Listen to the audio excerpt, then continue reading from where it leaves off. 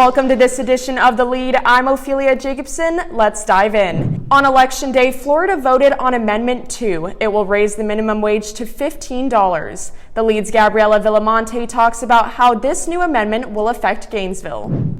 I am in downtown Gainesville, where many local businesses reside. On November 3rd, Florida passes Amendment 2. It needed 60% to pass. It received 60.8% of the votes.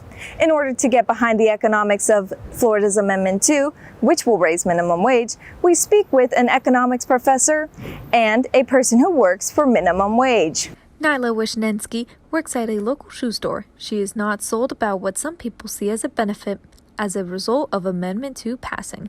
I think there's a way to increase wages without also affecting the economy and prices for everything else. And I think it's just a matter of working together and communicating between the general public and the policymakers. I think there's definitely something that can be done about it and make it a positive for everybody, but I also see a lot of potential for it to not turn out how people are expecting it to be. University of Florida economics professor Thomas Knight says the change will provide an increase in pay.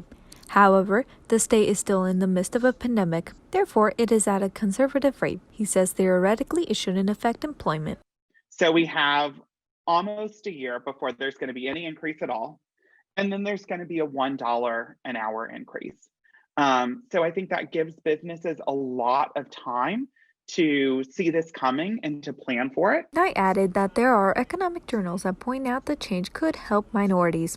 Raising the minimum wage could do quite a bit for closing the wage inequality gap between white and minority workers, particularly with Black workers, meaning that the minimum wage will disproportionately benefit Black workers and will not resolve or eliminate wage inequality, but will certainly do something to start to close that gap. On September 30th, the minimum wage gap will tighten. It will go from $8.56 to $10 an hour. After that, the minimum wage will increase $1 every year until 2026, making the minimum wage $15 an hour in the Sunshine State. For The Lead, I'm Gabriela Villamonte. Despite the stormy weather brought by Tropical Storm Ada, the Oaks Mall Fair is open and running with COVID-19 guidelines. The Lead's Isabella Leandri takes a closer look at the fair and the precautions put in place. Do you have the urge to swing your feet on a Ferris wheel ride? Want to cure the craving for a fried Oreo? Well then get ready, because the Oaks Mall Carnival is back. You can look forward to all of your favorite fair rides, from the carousel to bumper cars, carnival games, and who could forget the delicious treats like cotton candy and funnel cake. COVID-19 restrictions will be in place, as carnival goers are instructed to wear a mask and practice social distancing, as well as utilize the hand sanitizers and hand washing stations located throughout the Midway.